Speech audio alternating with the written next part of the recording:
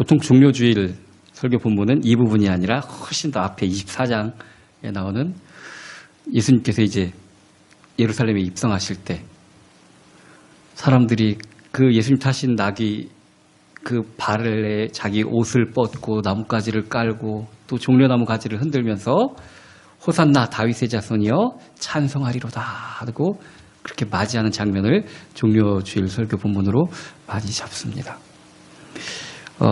그런데 놀랍게도 종료주일과 고난주간은 겹칠 뿐더러 고난의 시작이 종료주일의 시작이 됩니다. 그렇게 많은 사람들이 호산나 호산나 외쳤는데 오늘 본문에 보면은 다 소리질러 이르되 십자가에 못 박혀야 하겠나이다 하고 소리를 지릅니다. 왜 그렇게 갑자기 마음이 바뀔까요? 우리 뭐 갑자기 마음 바뀌는 일 많죠. 어떤 때는 계속해서 막 짜장면만 먹다가 어느 날 짜장면 너무 느끼한데 싫은데? 그러고 짜장면을 생각지도 않고 짬뽕을 먹게 되는 경우도 있습니다. 제가 어렸을 때부터 그 번데기 볶는 냄새를 정말 좋아합니다. 그래서 시장 같은 데서 어렸을 때 이제 번데기 끓이는 그 냄새가 나면은 엄마를 졸라갖고 꼭 그거를 하나씩 얻어 먹었던 생각이 납니다. 그래서 제가 시골에서 목회할 때도 장날 같은 때 이제 지나가면 꼭 이제 아이들하고 같이 사 먹던 버릇이 있어서 아이들도 그 냄새를 맡으면 꼭 장날 가면은 번데기를 사달라고 그럽니다. 어느 날 제가 혼자 있을 때 번데기를 한번 이제 깡통으로 된 걸 떠서 먹는데 갑자기 징그러워 보이는 겁니다. 이게 못 먹겠더라고요. 갑자기 못 먹겠더라고요. 그래서 이제 번데기를 혼자서는 안 먹습니다. 여럿이 있을 때 먹지. 자, 이렇게 갑자기 변심이 된 것일까요? 자, 그 마음이 변할 때도 가만히 생각해 보면은 그 대상이 변하는 것은 없습니다. 그죠? 대상은 원래 그렇습니다. 똑같습니다. 항상 내 마음이 변하는 겁니다. 자, 오늘 제목을 목적과 수단이라고 정했는데 왜 그러냐면은 우리는 우리 외에 나 외에 다른 것들을 다 수단으로 여깁니다. 항상 목적은 나의 안녕과 평안과 나의 행복과 즐거움입니다. 나머지 것들은 다 수단입니다. 그래서 이걸로 하다가 이게 마음에 안 들면 버리고 다른 걸 잡을 수밖에 없습니다. 수단이니까요. 도구니까요. 예수님께 호산나 다윗의 자손이 하고 외쳤던 사람들도 예수님을 나를 좀 더 행복한 방향으로 이끌어줄 도구와 수단으로 봤기 때문에 그런 것입니다. 호산나가 무슨 뜻인지는 다 아시죠? 갑자기 모르는 것 같은 표정이에요, 지금. 너무 유명한 말이에요. 구하옵나니 구하옵소서. 구하여 달라는, 나를 좀 구원해 달라는 얘기입니다. 내가 구하옵니다. 나를 좀 구원해 주소서. 자, 근데 정말 호산나는 어떤 의미여야 하냐면은 나의 상태에서 이 죄밖에 모르고 욕심만 밝히는 내 상태를 구원해 달라는 것이고 그것이 구원인데 우리는 거꾸로 나의 환경을 좀 바꿔줘서 돈 없는 환경에서 부자 되는 환경으로 병약한 환경에서 튼튼한 몸을 가진 환경으로 그것을 구하옵나니 구하옵소서 하고 있다는 얘기입니다.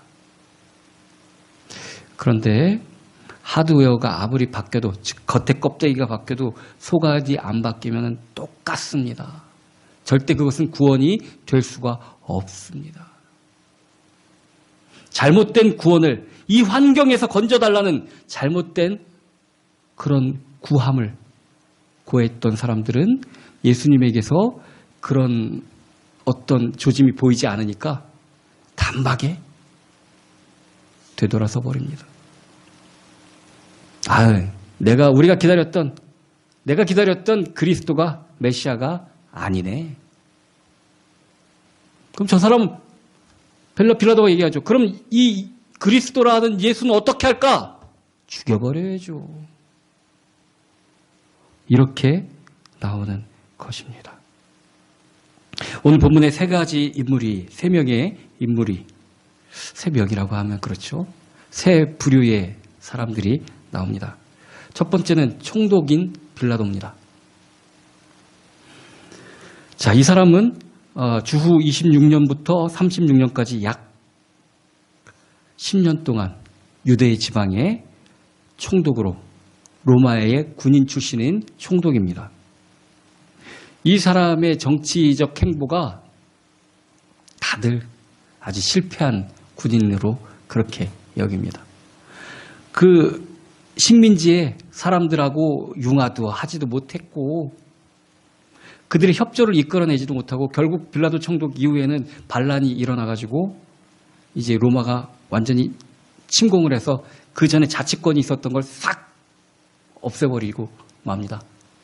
예루살렘 성벽이 벽 하나 남기고 싹 무너질 정도로, 그 유명한 메사다 요새에서 모든 사람들이 자살해서 중부금으로 끝날 정도로 그렇게 반란의 길을 이끈 사람이 이 빌라도라는 사람입니다. 이 사람이 정치 감각이 굉장히 떨어져서 이 사람은 가이사랴라는 지방에서 자기 총독 관절을 쓰고 머물다가 이 큰 명절 같은 때만 예루살렘에 올라가가지고 이제 백성들의 어떤 상소 같은 것도 보고 그랬던 정무를 했던 사람인데, 성전 안에다가 안토니오 요새라는 요새를 지었습니다. 성전 안에다가요. 주둔군을 거기다가 로마군을 입주시킨 것입니다. 그리고 성전 안에다가 그랬으면은 좀 이 사람들이 성전을 얼마나 중요시 여기는 거를 그 마음을 좀 헤아려 가지고 좀 조용하게 그렇게 정치에 치안 활동을 했으면 좋을 텐데, 마치 지금 우리나라 궁전 제일 경복궁 안에다가 경찰 관서를, 일본 경찰 관서를 갖다 지어놓은 거나 마찬가지인 겁니다.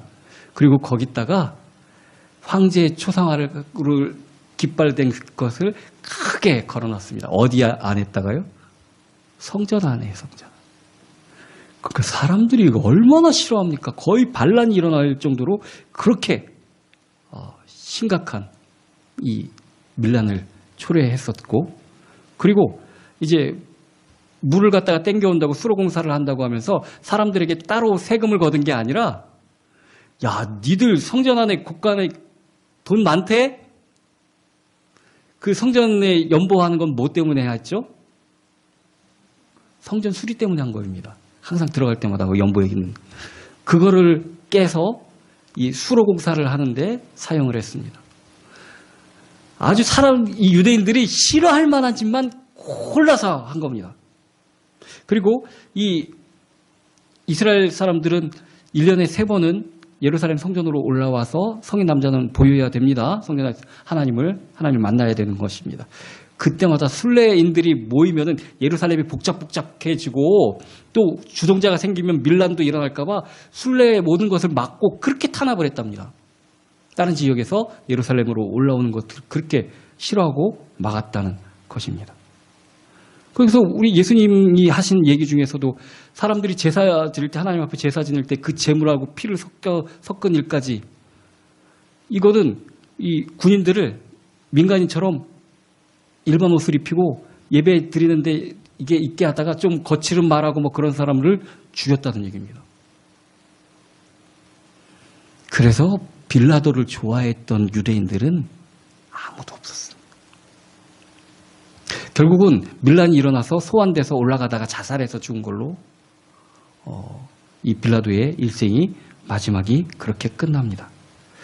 그런데 놀랍게도 오늘 본문에서 보면은 이 사람이 굉장히 사람들의 마음을 들으려고 하고 민심을 따르려고 하는 모습을 보이죠. 자기 출세와 자기 물질에서는 그렇게 잔인하고 단호했던 사람이 예수님을 죽이는 문제에 대해서는 얼마나 사람들하고 타협을 잘하는지 모릅니다. 우리 이 부분만 보면 이 빌라도는 좀 억울하겠다. 그렇게 예수님을 죽이려고 한 것도 아닌데, 그죠? 그래서 나는 이 사람 피하고 상관없어. 그러면서 막 얼마나 그 사람들을 갖다 생각하는 그런 제스처를 씁니까? 놀랍게도 신앙의 문제에서만, 구원의 문제에서만 이렇다니까요. 자기 일생은 안 그랬습니다. 자기 욕심대로 살았던 사람입니다. 다른 사람들이 뭐라 그래도 굉장히 잔인하게 핍박하던 사람입니다.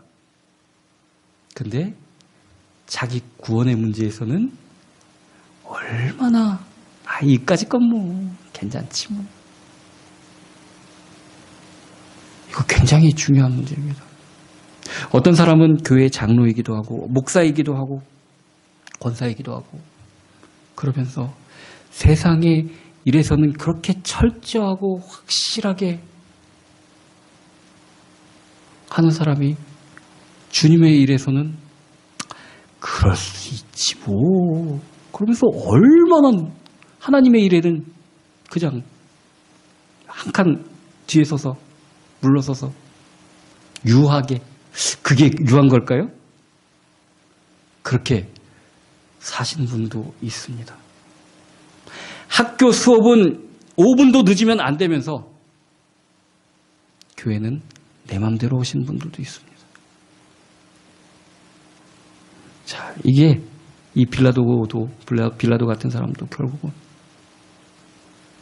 예수님이, 신앙이 목적이 아니라 수단인 사람입니다. 예수님이 나를 위해서 있으니까 이 정도야 뭐. 그러다가 예수님이 내 맘 같지 않으면 십자가에 못 박아야겠네. 극단적인 것이 아니라 그 마음속에 정말 목적, 주인이 누구이냐에 따라서 예수님을 대하는 것은 천지 차이로 달라질 수가 있다는 얘기입니다.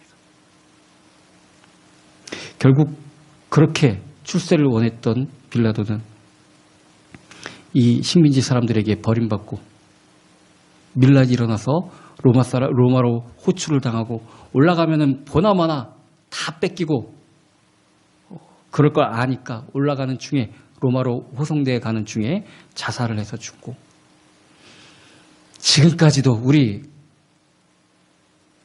사도신경 외웠죠. 본디오 빌라도에게 죽음을 당하사 2000년이 넘도록 아주 저주의 이름을 받게 되었습니다.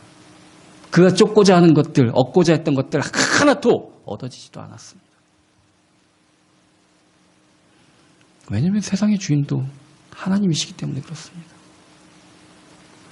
정말 우리를 누가 지으셨는지, 진짜 주인이 누구인지 확실하게 알아야 된다는 얘기입니다. 두 번째 사람들이 나오는데 대제사장과 장로들이 나옵니다. 그런데 이 사람들이 이 빌라도 앞에 무리와 떨어져서 빌라도 앞에 섰다는 얘기는 이 사람들은 우리 잘 알죠? 산헤드린 공회원이라는 얘기입니다. 산헤드린 공회원은 그 종교에 관한 문제를 갖다가 최고 의결 기관으로서 어떤 것에 어떤 이걸 내리는 것. 지금 어떻게 보면은 되냐면은 이 탈레반이라고 아시죠? 아프가니스탄의 정권이 우리처럼 뭐 투표를 해가지고 대통령 뽑고 그런 게 아니라 종교 지도자들의 집합체인 탈레반이 정치를 다 하는 겁니다. 지금 이 산헤드린 공회는 유다 안에서 그런 일을 하고 있는 단체였습니다. 이 산헤드린 구성원들을 보면은 대제사장 1명과 장로와 율법 학자들로 구성되어서 약 71명이 그 공의회를 구성하고 있었다고 합니다. 딱 여기 맞죠? 대제사장들과 장로들의 부리. 산헤드린 공회원이었다는 얘기입니다. 사도 바울도 이전에는 이 공회원이라는 얘기를 했었죠. 자, 이 산헤드린 공회원은 빌라도와 다르게 사람들이 민중들이 굉장히 따르고 존경했던 사람들입니다. 총독부와 대립할 수 있었던 정권이라면은 사내들인이다. 이렇게 생각을 하고 있었다는 얘기입니다. 그런데 오늘 보면 안 그러죠. 빌라도하고 뜻이 딱 맞습니다. 원래 하나님을 어떻게 더 섬기고 하나님의 뜻을, 하나님 말씀을 어떻게 해석해야 되는가, 그 일을 해야 될 사람들이 성전을 사업장으로 삼고 거기에 나온 이권과 그런 것에 마음이 다 가 있었어요. 로마 군인들이 또 총독이 뭐 어떤 짓을 하건 그건 별로 상관하지 않습니다. 내 사업장, 이 성전만 안 건드리면 되는 겁니다. 이 사람들의 사업장은 성전이었습니다. 성전에 장사하는 사람들을 풀어놓고 그들에게 세금을 걷고 그들이 대목이 6월절과 나팔절과 77절, 수장절 모이는 그때 그게 아주 대목이었습니다. 빌라도하고 가장 반목이 일어나는 게 뭐냐면은 순례자들이 올라오는 것을 막았던 것을 빌라도하고 굉장히 반목이 있었던 것입니다. 다른 건 전혀 니들이 뭘 하건 난 상관 안 해. 성전을 통해서 나 돈 버는 거 이것만 건드리지 않으면 돼. 이 돈도 버는데 세상에 사람들이 또 존경해 주기까지 하네요. 그들의 목적은 그것이었습니다. 세속적 정치 집단하고 그들의 사업장이 예루살렘 성전이 됐을 때 가만히 그냥 예수가 사람들 몰고 다닐 때 처음에는 이 사람이 어떤 사람인가 하고 이제 바리새인들이 그 대표들을 보내기도 하고 뭐 그닥 크게 상관은 없겠다 싶은 생각도 들었습니다. 왜냐면은 하도 어렵고 힘들고 막 그러니까 이 종교로부터 하나님으로부터 사람들이 마음이 좀 많이 떨어나가고 있고 그럴 때 세례 요한이 와서 회개하라고 다시 각성운동을 일으키고 그것을 지속하고 집중시키는 역할로 예수님의 역할을 받는데 교회에 관심 없어지면 안 되지 않습니까? 이 대제사장 입장에서 교회에 사람들이 관심 없으면 안 됩니다. 그래서 그런 이슈를 끊임없이 만들어줄 세례 요한과 예수님이 오히려 반가웠던 것입니다. 근데 이제 종려주의를 통하여서 예수님이 들어오고 나서는 성전에 계시면서 무슨 일을 하시는가 하면은 장사꾼들을 내쫓으시고 그 판을 엎으시고 여기가 어찌 강도의 소굴로 만들려고 하냐고. 기가 차갖고 나중에 사람들이 대제사장들을 하고 가서 네가 왜 여기서 이런 일을 하냐, 무슨 권세로 이런 일을 하느냐, 예수님 앞에 물어보죠. 그 예수님이 뭐라고 그러십니까? 자, 그러면은 내가 한 가지 질문을 해볼게. 니들이 대답을 하면 나도 대답을 해줄 거야. 요한의 세례가 하늘로부터 온 거냐 땅에서부터 비롯된 거냐? 자기들의 소신과 솔직히 대제사장 아닙니까? 장로들 아닙니까? 그러면은 자기들의 소신대로 얘기하면 되는데 뭘 하냐면은 사람들이 만약에 요한의 세례가 하늘로부터 온 거라 그러면은 왜 니들은 세례 안 받고 안 믿었냐? 그럼 뭐 할 말이 없고, 땅에서부터 왔다 그러면은 많은 사람들이 세례 요한을 정말 선지자로 여기는데 세례 요한을 선지자로 여기는 걸 대제사장들이 싫어하는 거 아니라는 겁니다. 아까도 말했지만 하나님에 대해서 관심 많은 걸 좋아합니다. 그것이 자기의 이익하고 연결이 되니까.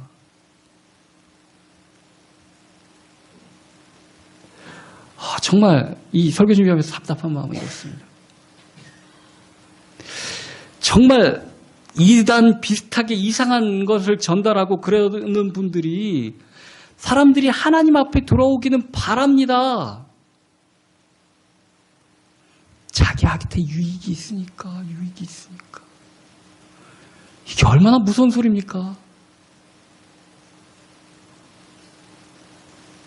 예수님도 그러니까 나는 무슨 권세로 내가 이렇게 장사꾼들 내쫓고 그런지 너희들한테 얘기 안 할 거야. 그러고 가버립니다. 그리고 더 어마무시한 얘기를 하는데 정말 내 가게, 내 사업장 이거 없으면 큰일 날 것 같은 이 예루살렘 성전을 허물어 버리랍니다.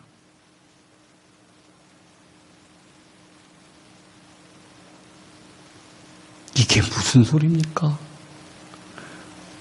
내 가게가 하루아침에 없어지면 나는 어디서 돈 벌고 삽니까? 그죠? 이 사람은 도대체가 안 됐다, 안 되겠다.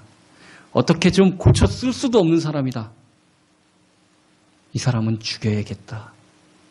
그런 마음이 이 사내들인 공연들 속에 자리 잡게 되는 것입니다.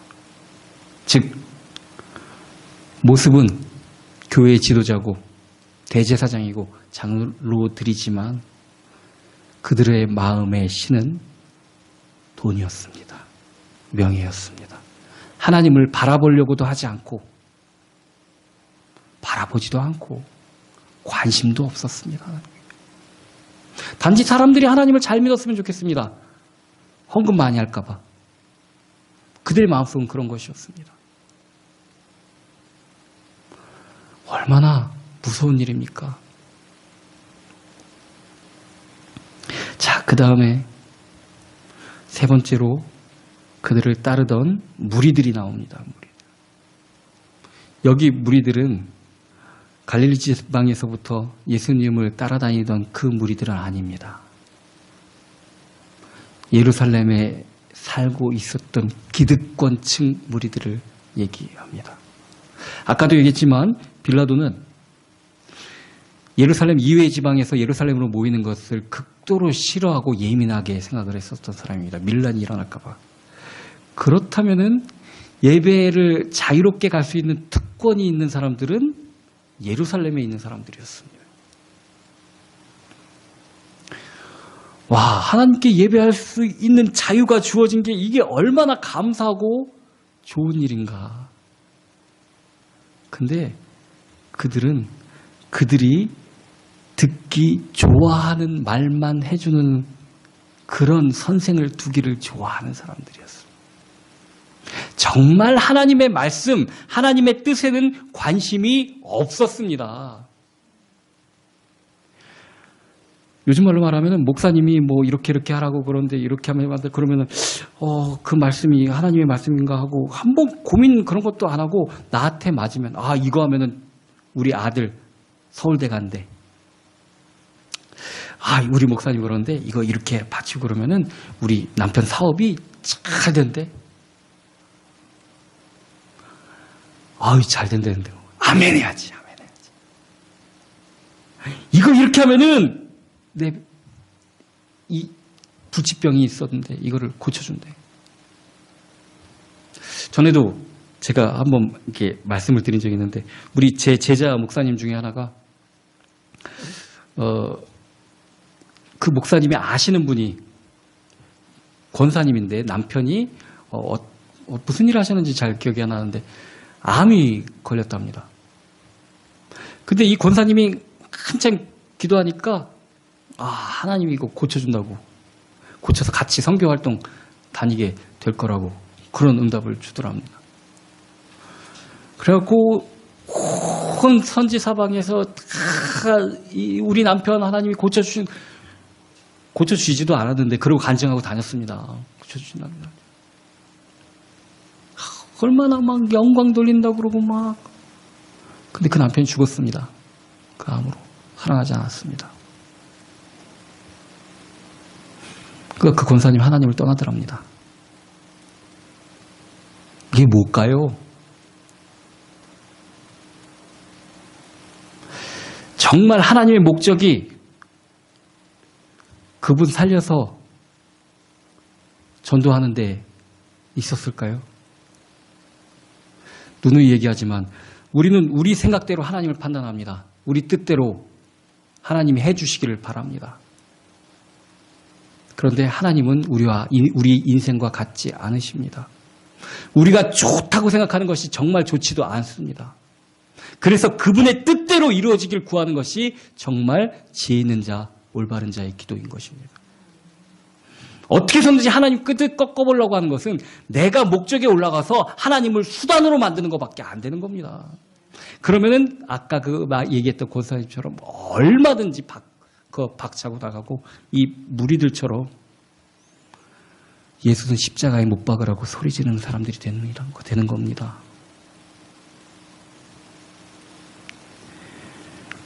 그 내용과는 대제사장들과 장로들이 시키는 그 내용이 무슨 내용인지 알려고도 하지 않는 겁니다. 시키면 시키는 대로. 왜냐하면 저 사람들은 나와 이해관계가 맞기 때문에. 그냥 그것만 따라간다는 얘기입니다. 하나님의 뜻 별로 상관없습니다. 우리 목사님이 얘기하는데 뭐 맞겠지. 와, 어떻게 그렇게 황당한. 그리고 그냥 따라갑니다. 하나님 뜻을 찾는 것, 그건 너무 힘든 거고 귀찮은 행동입니다. 나한테 좋으면 다 좋은 거지. 결국 앞에 이 세 가지 무리, 빌라도, 산헤드린 공의원, 또 무리들은 같은 목적을 가지고 있었습니다. 그 목적이 불행하게도 구원과 하나님은 아닙니다. 그 목적은 자기의 이익과 욕심이었습니다. 산헤드린 공의원들은 자신의 이익 때문에 예수를 죽이자고 무리를 선동했고, 하나님의 뜻에는 관심도 없고 하나님께서 주시는 축복과 또 하나님이 내리는 저주를 피하는 방법만 관심이 있었던 무리들은 그 제사장의 말에 따라서 외치고, 그리고 온통 자신의 출세에만 관심이 있었던 총독은 그것을 승인을 했습니다. 결정적으로 아무리 소리 지르고 선동한다고 사용되는 거 아닙니다. 빌라도가 승인을 해서 그런 겁니다. 그래서 우리 신앙 고백에 본디오 빌라도에게 죽음을 당하시고가 나오는 겁니다. 자, 아까도 얘기했듯이 예수님이 죽어야 할 이유는 이들이 보기에는 예수님이 목적이 아니라 수단이었기 때문에 그렇습니다. 신앙은 믿는 대상이 목적이 되어야 합니다. 나를 위해서, 이거 참 못 버리겠죠. 근데 나를 위해서가 버려져야 됩니다. 나를 위해서가 버려지는 것이 갈라디아서 2장 22절이에요. 그런즉 이제 나는 십자가에 못 박혀야 됩니다. 정말 예수 그리스도가 내 안에 살아야 됩니다. 이거 안 바뀌면 언제든지 힘들고 어려우면은 예수님 떠나고 예수님 십자가에 못 박으라고 소리 지르게 될 수밖에 없습니다. 이게 정말 변하여져야 되는 것입니다. 요즘은 하도 사람들이 막 이상해서 이게 원칙도 흔들려지지만 우리 원칙적으로는 알고 있지 않습니까? 결혼한다는 것은 그 사람의 배경과 하는 것이 아니라 그 사람하고 하는 겁니다. 그죠? 아무리 돈 많고 뭐 심지어 잘생기기까지 하고 키도 크고 많이 배워봤자 뭐합니까? 그 사람이 안 맞으면 안 되는데 나오고. 아유, 뭐 돈 많으면 참을 수 있다고요? 못 참습니다. 평생 무슨 수로 참습니까? 자기 자신의 인내심을 너무 과대평가한 겁니다. 그렇게 살 수 없습니다, 솔직히. 자, 우리가 하나님을 믿는다는 것은 나를 도우는 수단으로 하나님을 내 옆에 두는 게 아니라 나의 주인으로 모시는 겁니다. 목적이 돼야 되는 것입니다. 사람들은 좋은 게 좋은 거라고 하고 또 결과가 좋으면은 그 과정도 다 좋다고 얘기를 합니다. 과연 그럴까요? 그런 생각에 좋은 결과가 일어나지도 않습니다. 솔직히 말하면 그렇습니다. 우리의 신앙은 주님을 위한 것이 되어야 되는 것입니다. 주님이 목적인 신앙과 주님이 수단인 신앙이 겉으로 보이기에는 비슷해 보일 수도 있습니다. 열심을 다하고 오히려 막 주님이 수단인 사람이 더 잘하는 것 같다 보일 수도 있습니다. 그런데 그 결과는 정말 반대가 됩니다. 그렇게 호산나 호산나 외치던 사람들이 다 예수를 십자가에 못 박으라고 5일 만에, 5일도 안 됐죠. 바뀌었던 것처럼 수단인 사람들은 지금 뭐는 열심히 하나님 축복받으려고 열심히 막 헌신하고 봉사하고 교회 일에 헌금하고 막. 그래도 주님이 수단인 사람들은 자기 마음하고 안 바꾸면 갑자기 번데기 못 먹게 되는 것처럼 어우 나하고 안 맞나봐 교회는. 그리고 훅 떠나버리게 되는 것입니다. 예수님 목적이 돼야 되는 것입니다. 자, 이제 종려주일이 오늘입니다. 이제 앞으로 주님께서 고난 겪으신 고난주간이 시작이 됩니다. 우리 주님의 목적이 놀랍게도 창조주 하나님이심에도 불구하고 우리를 살리시는 데 있었습니다. 다른 거 하나도 바라보지 않으셨습니다. 오직 우리를 살리는 그것만 바라보셨습니다. 그 길을 따라가셨습니다. 우리는 무엇을 바라봅니까? 명예, 부, 이게 과연 우리가 추구해야 될 것입니까? 내가 겪어보진 못했지만 많은 분들의 가신 길을 통해서 우리는 사람의 인생을 그 결과를 압니다. 정말 우리가 목적으로 삼아야 될 것이 무엇인지 깨달으시기 바랍니다. 주님을 믿는 것, 그것이 구원입니다. 주님은 우리를 살리기 위해서 오셨고 그 예수 그리스도를 믿는 것, 예수 그리스도 자체가 구원이십니다. 주님을 믿고 나간 저와 여러분이 되기를 예수 그리스도의 이름으로 축원합니다.